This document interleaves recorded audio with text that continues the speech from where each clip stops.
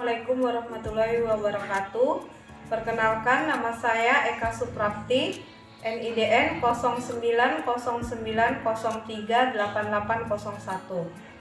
Saya adalah dosen yang berhome base di Stigya Makassar, alamat Tanjung Bunga, nomor 52 Makassar.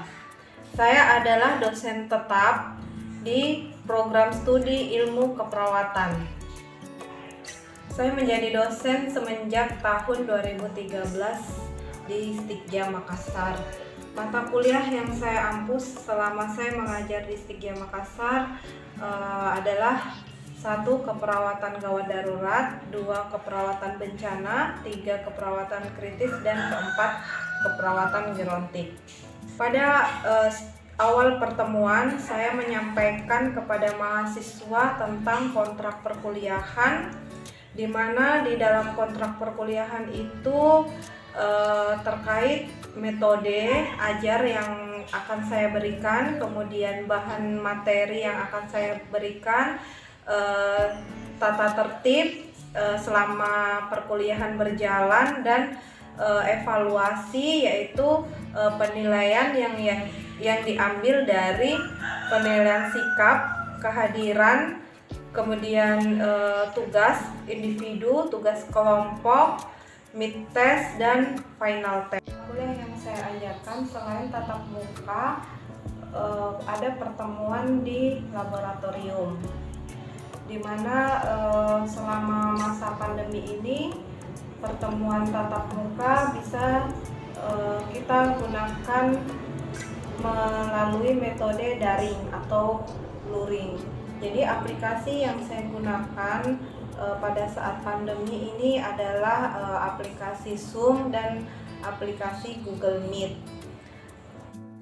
Pada saat mahasiswa melakukan praktek di laboratorium, mahasiswa harus mentaati protokol kesehatan seperti mencuci tangan, kemudian menggunakan masker, dan jika perlu menggunakan face shield.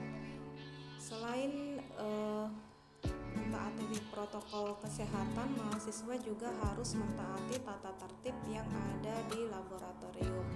Jika ada mahasiswa yang tidak mentaati tata tertib, maka mahasiswa tersebut tidak berhak untuk mengikuti praktek. Nah, selanjutnya yang masuk di dalam lab ketika kita praktek di laboratorium itu satu kelompoknya itu berjumlah 5 orang. Jadi tetap aman terkait protokol kesehatan ya. Jadi tidak berkerumun mahasiswa di laboratorium karena mahasiswanya berjumlah 5 dan saya sendiri 1 orang. Kemudian pada saat praktek saya memberikan demonstrasi terkait materi yang saya bawakan, kemudian mahasiswa mempraktekkan secara mandiri, dan terakhir saya memberi tugas kepada mahasiswa untuk membuat video tentang praktek yang dia pelajari pada saat itu. Pada saat proses belajar mengajar, saya menganjurkan kepada mahasiswa untuk menggunakan literatur yang terbaru yang wajib digunakan untuk program studi keperawatan seperti SDKI, itu untuk menegakkan diagnosa, kemudian Siki itu untuk menentukan intervensi keperawatan ya, dan bisa dengan melakukan search jurnal sebagai evidence base dari beberapa tindakan yang dilakukan pada saat praktek. Dengan adanya grup WA atau grup WhatsApp, kemudian ada grup di Google Classroom, itu mahasiswa yang sebelumnya kurang aktif di kelas dan misalkan kita berdiskusi dia juga kurang bertanya, Dengan diberikan kesempatan berdiskusi melalui grup WA, mahasiswa tersebut nampak lebih aktif bertanya dan mengemukakan pendapatnya tentang materi mata kuliah yang saya bawakan. Ini saya melihat dengan mahasiswa mudah melakukan sharing atau diskusi, mahasiswa banyak yang berubah menjadi positif ya. Di sini mahasiswa menjadi mandiri, kreatif, kemudian terampil dan percaya diri dalam mengungkapkan pendapatnya. Grup tersebut juga dapat mempermudah mahasiswa dalam mengumpulkan tugas ya, baik tugas individu maupun tugas kelompok, dan saya juga mudah untuk menilai tugas-tugas yang masuk melalui grup tersebut. Selain untuk mengumpulkan tugas, tadi yang pernah saya bilang bahwa sebelum melakukan perkuliahan saya membagikan tugas melalui grup tersebut dan mahasiswa mudah untuk mendownload materi tersebut. Mahasiswa juga terbiasa dalam penggunaan teknologi pada saat mencari jurnal atau literatur yang lainnya. Berdiskusi melalui Google Classroom dan mengirim tugas melalui grup tersebut ya, mahasiswa menjadi semangat dalam belajar, menunjukkan nilai yang sangat memuaskan di akhir semester. Ini saya akan menjelaskan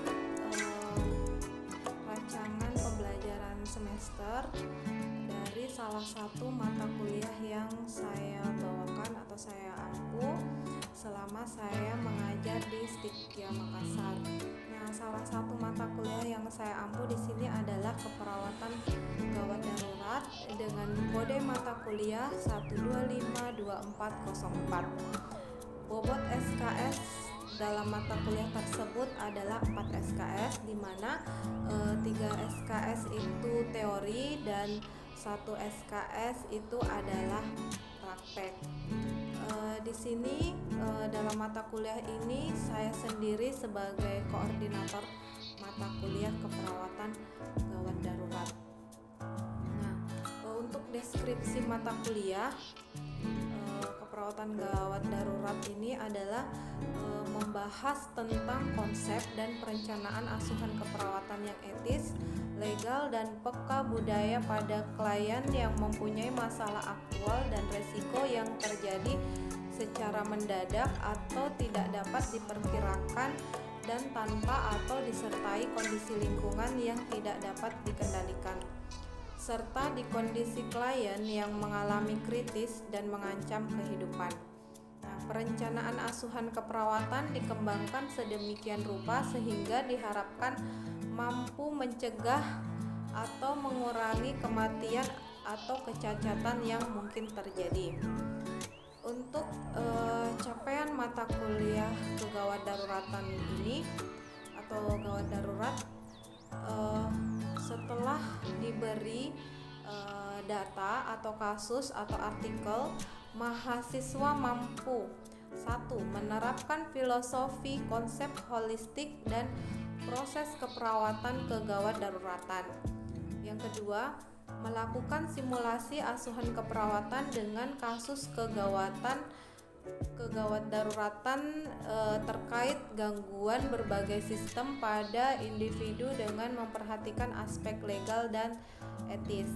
Kemudian yang ketiga, melakukan simulasi pendidikan kesehatan dengan kasus kegawat daruratan terkait gangguan berbagai sistem pada individu dengan memperhatikan aspek legal dan etis.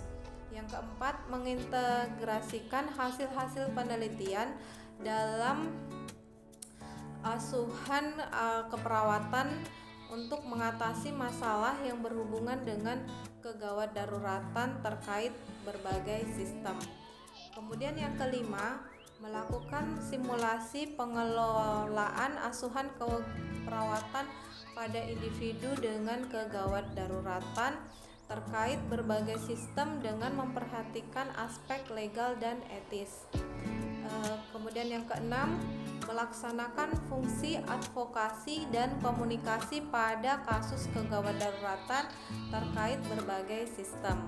Yang ketujuh, mendemonstrasikan intervensi pada kegawat daruratan sesuai dengan standar yang berlaku dengan berpikir kreatif, inovatif, sehingga menghasilkan pelayanan yang efisien dan efektif.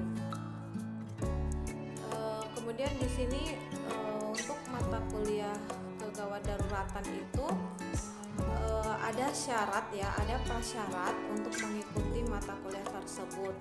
Jadi mata kuliah tersebut syaratnya itu harus lulus mata kuliah seperti KMB, keperawatan anak, dan keperawatan maternitas dan ilmu jiwa. Ya. Kemudian di sini saya menjabarkan keperawatan gawat darurat ini kita melakukan pertemuan itu sebanyak 16 kali pertemuan ya, dimana pertemuan pertama itu saya membawakan materi tentang konsep keperawatan gawat darurat, kemudian peran dan fungsi perawat gawat darurat, yang ketiga proses keperawatan pada area kegawat daruratan, kemudian efek kondisi kegawat daruratan terhadap pasien dan keluarga. Kemudian pertemuan kedua itu saya membawakan materi tentang pengkajian primer dan sekunder, kemudian triase, isu tentang kegawat daruratan. Nah, untuk pertemuan ketiga saya membawakan tentang asuhan keperawatan terkait kasus shock, trauma dada, dan infark miokard. Kemudian pertemuan keempat itu saya masih membawakan asuhan keperawatan, tapi di sini kasusnya berbeda, yaitu trauma kepala, trauma abdomen, dan trauma muskuloskeletal. Kemudian untuk pertemuan kelima di sini sub pokok bahasannya masih tentang asuhan keperawatan.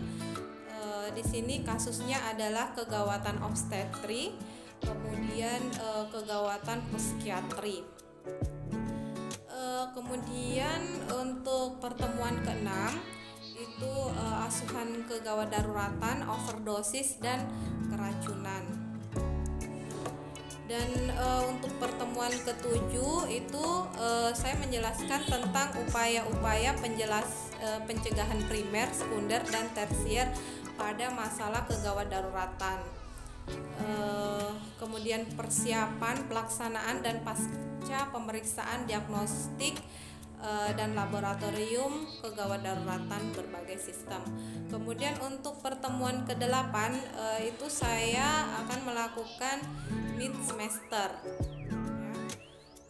Untuk pertemuan 9 saya akan membahas tentang hasil-hasil penelitian ya terkait beberapa kasus yang lagi tren dan isu terkait kegawat daruratan. Jadi di sini akan dilakukan telaah jurnal ya. Kemudian evidence based practice dalam penata laksanaan kasus kegawat daruratan berbagai sistem. Nah, untuk pertemuan 10 itu ada manajemen pada kasus kegawat daruratan berbagai sistem. Dan pertemuan ke-11 itu ada peran dan fungsi perawat, fungsi advokasi pada kasus kegawat daruratan dalam berbagai sistem. Nah, untuk pertemuan 13 itu melakukan lab skill ya, di mana lab skill ini dilakukan di laboratorium. Itu yang pertama saya akan melakukan lab skill untuk pengkajian kegawat daruratan dan triase. Kemudian untuk pertemuan 14 itu tentang pembidean dan pembebasan jalan nafas dan kontrol servikal.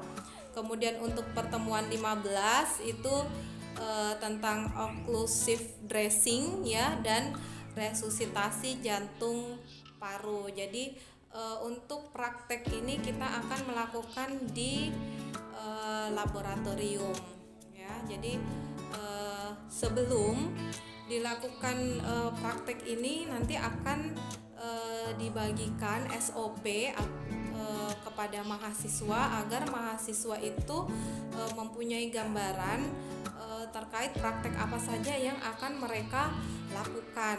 Maksudnya tindakan apa saja yang akan mereka lakukan dan alat apa saja yang akan mahasiswa siapkan. Sebelum saya melakukan tutorial tentang praktek kegawat daruratan, salah satu di sini adalah praktek resusitasi jantung paru atau disingkat dengan RJP. Jadi saya akan menjelaskan standar operasional prosedur RJP. Yang pertama di sini adalah pengertian dari RJP, yaitu usaha yang pertama kali dilakukan untuk mempertahankan kondisi seseorang pada saat mengalami kegawat daruratan. Di sini indikasinya pasien atau korban mengalami henti nafas dan henti jantung sehingga harus segera ditolong. Kemudian tujuan di sini sebagai acuan penerapan langkah-langkah untuk mengembalikan fungsi jantung dan paru. Kemudian alat yang saya gunakan di sini adalah alat pelindung diri seperti masker. Yang berikutnya adalah menggunakan ambu bag ya untuk memberi bantuan ventilasi.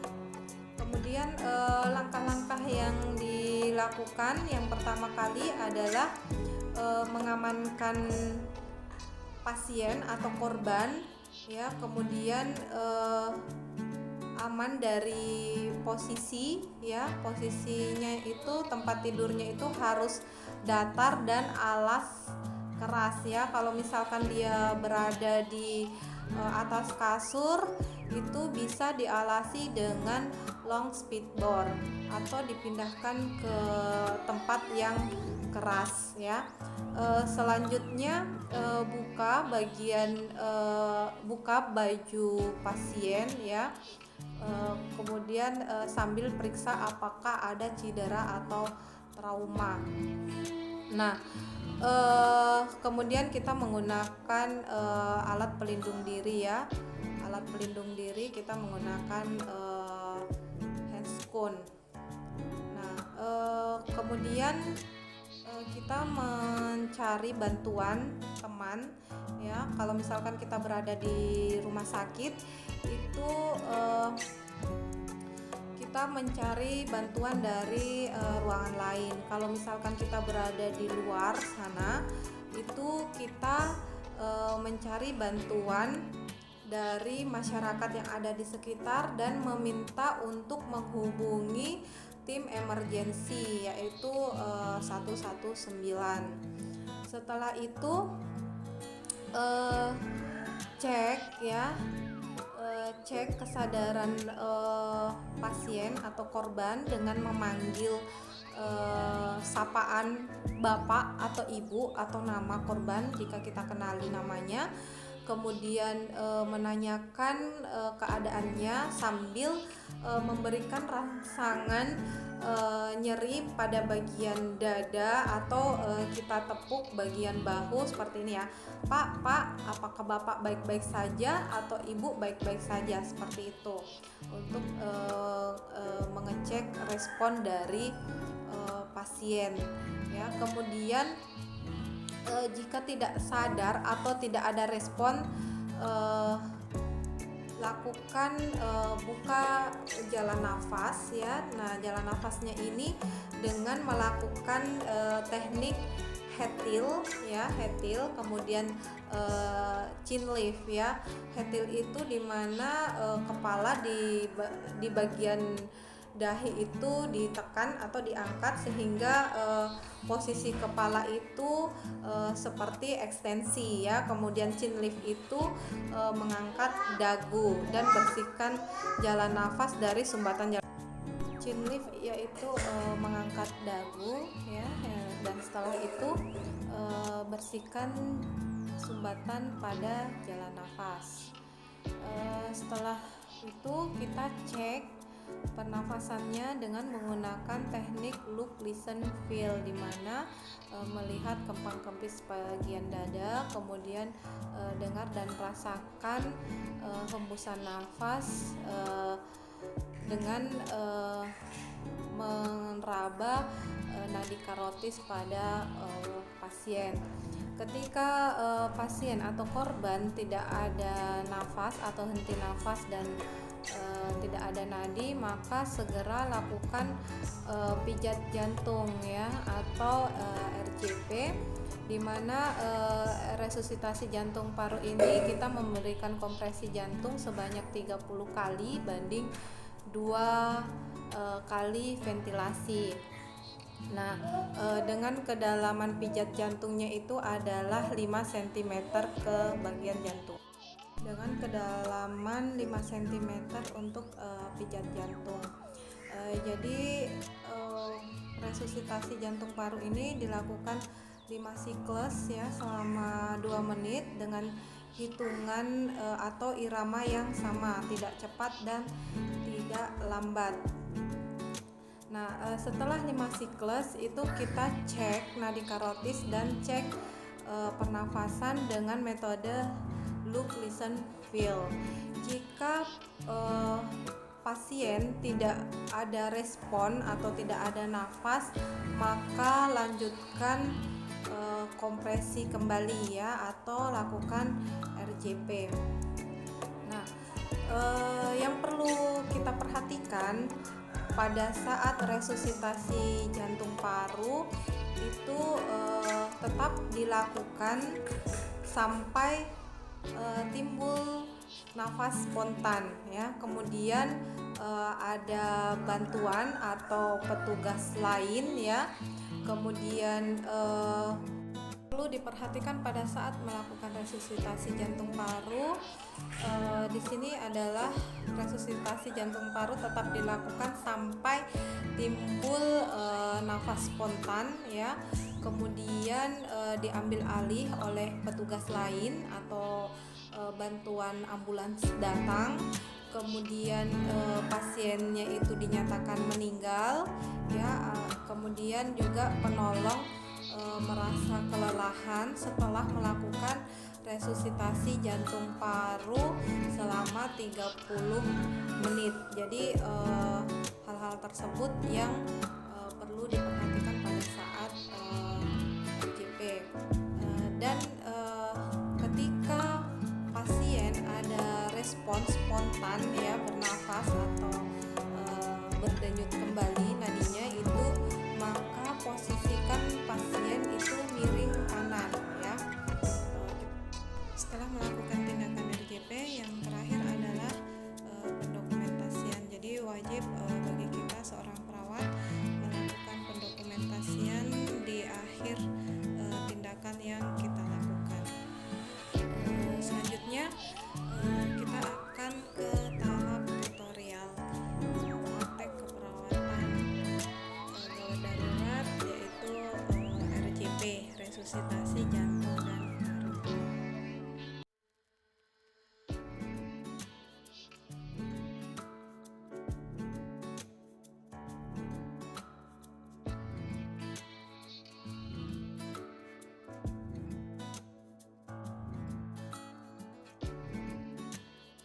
Assalamualaikum warahmatullahi wabarakatuh dan selamat siang.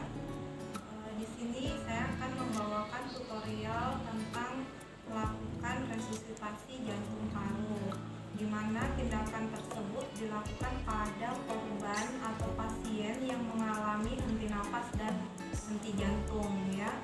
Jadi yang pertama kali kita lakukan ketika kita menemukan pasien yang henti nafas dan henti jantung itu adalah mengamankan posisi pasien ya, atau korban. Sekarang kita menggunakan handphone.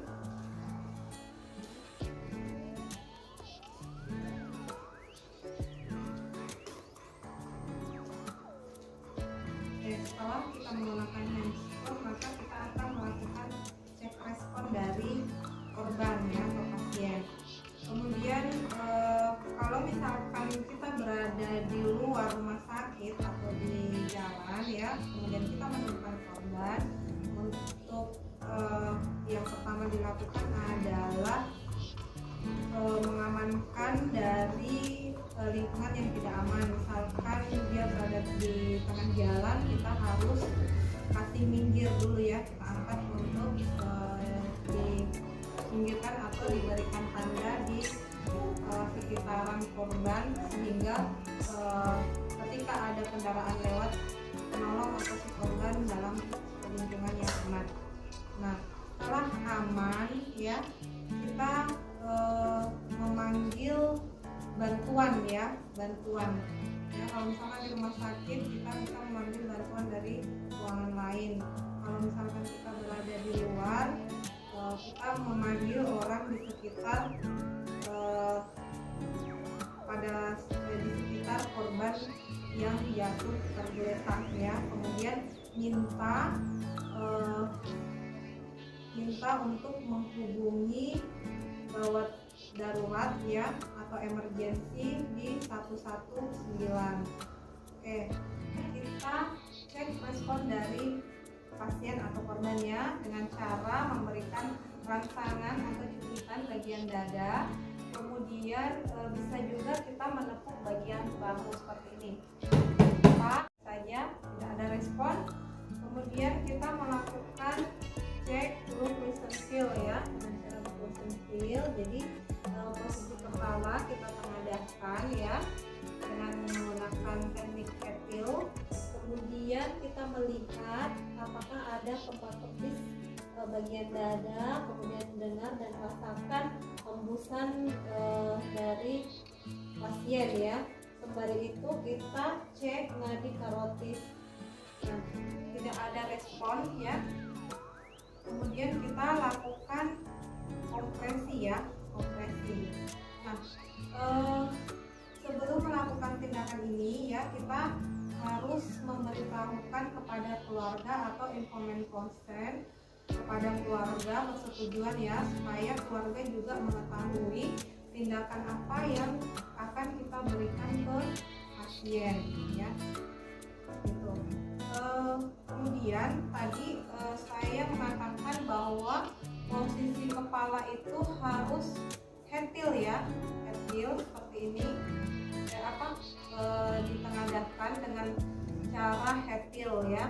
Nah, untuk pasien yang cedera kepala atau fraktur servikal, yang mengalami fraktur servikal itu jangan menggunakan head tilt atau chin lift ya. Jadi yang digunakan adalah teknik jaut keras ya. Oke, kembali kita melakukan kompresi kepada pasien ya dengan cara jari tengah ya kita letakkan pada ujung iga ya, tulang iga paling bawah. Kemudian kita tarik ke atas bagian processus equodeus, letakkan dua jari di atas processus equodeus. Kemudian kita letakkan telapak tangan ya, telapak tangan berada tepat di atas jantung ya. Kita akan pijat jantung atau kompresi sebanyak 30 kali. Kemudian ventilasi sebanyak 2 kali ya, dengan kedalaman 5 cm dalam ya. Dan tumpuan itu berada di bahu, bukan berada pada lengan. Oke, sekarang kita lakukan kompresi sebanyak 30 kali. 1, 2, 3, 4, 5, 1, 2, 3, 4, 10, 1, 2, 3, 15, 1, 2, 3, 4, 20, 4, 25, 1, 2, 3, 4, 30, 30. Dan ventilasi 2 ya, 1, 2, 3, 4, 5, 4, 10, 15, 20, 25, 30. Seperti itu ya. Jadi kompresi atau pijat jantungnya 30, kemudian ventilasinya 2 kali ya. Ini tadi untuk pemberian ventilasi kita menggunakan alat bantu ambubek ya. Jadi untuk yang manual itu kita bisa memberikan bantuan nafas atau nafas buatan dari mulut ke mulut atau mulut ke hidung. Caranya seperti ini ya. Kita tengadahkan, kemudian kita tutup melakukan hembusan bantuan nafas ya. Mulut penolong itu menutupi mulut dari korban, jadi seperti ini. Sembari pada saat kita memberikan bantuan nafas, kita melihat juga apakah bantuan nafas itu masuk atau tidak dengan cara melihat lubang kempisnya dada korban, gitu ya. Nah, berapa siklus yang diberikan kompresi pada pasien ya. Jadi kita berikan 5 siklus ya. Satu siklus itu 30 kali banding 2 ya. Kemudian kita lakukan 5 siklus. Setelah kita lakukan 5 siklus, kita cek kembali ya. Kita cek respon dengan teknik look, listen, feel seperti ini ya. Look, listen, feel. Jadi ketika tidak ada respon, kita akan melanjutkan kembali melakukan kompresi atau pijat jantung dan ventilasi ya. Bagaimana kalau misalkan korbannya ini merespon? Jadi kalau misalkan ada respon dari pasien atau korban, itu kita berikan posisi miring ya, miring ke kanan ya. Nanti tangannya ada respon dari pasien atau korban, itu kita berikan posisi miring ya, miring ke kanan ya. Nanti tangannya seperti ini, masih posisi miring ya, sim kanan ya, posisi sim kanan.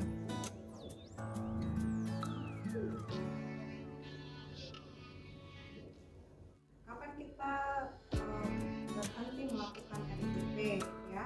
Jadi kita berhenti melakukan RJP itu ketika penolong itu kelelahan ya, tidak ada penolong lainnya. Kemudian ketika ada respon ya, ada respon kita berhenti, kemudian lakukan posisi miring tadi. Nah, kemudian kapan kita berhenti itu ketika ada tim penolong atau ambulans ya, ambulans yang datang, itu kita bisa berhenti. Yang terakhir adalah ketika korban atau pasien itu tidak ada respon sama sekali ya, kita bisa berhenti melakukan resusitasi. Demikian tutorial melakukan resusitasi jantung paru ya.